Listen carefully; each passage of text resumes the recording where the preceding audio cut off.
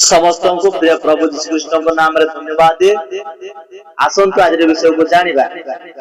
जेते बेले यीशु ख्रीष्ट एवं शिष्य माने जेते बेले सांगरे थिले सेही समय रे शिष्य माने यीशु को कहउचंती एठी जॉन 6 तार 34 पद रे से माने तांकु कहिले प्रभु सब बेले आम मानु को एई आहार दियो किंतु सेतरे यीशु से मानु को उत्तर देले एतरे तांकु उत्तर देले जे सत्यरे यीशु सेमानंकु कहिले मु सेही जीवनदायक आहार जे मो निकटकू आसे से कदापि खोदित हेबो नाही आउ जे मो ठारे विश्वास करे से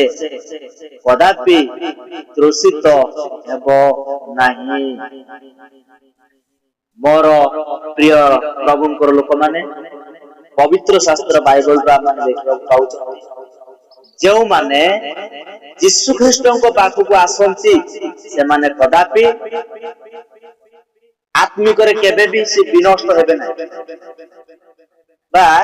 आत्मिक भाव रे कौन सी से कौन करिवे नाही क्रूसित हेबा नाही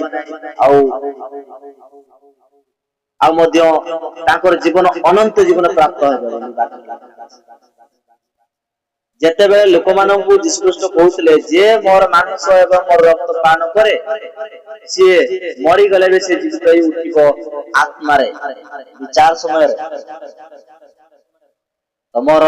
प्रिय प्रभुंकर लोक माने आज अनेक लोक माने आज कहउछथि जे सतरे कोन मरिथिबा लोक पुनर्बार बंची परिबो आपण मा टिके चिंता करंती आपण मानकर विश्वास जदि बा अछि तेबे यीशु ख्रीष्ट के विषय जानिया पय चेष्टा कर आपण माने आत्मा रे पहुंचुचंती कि नाही आपण माने निजे जानि पारे। पवित्र बाइबल जहा कुए ताहा ही सत्य अटे सत्य एकमात्र परमेश्वर यीशु ख्रीष्ट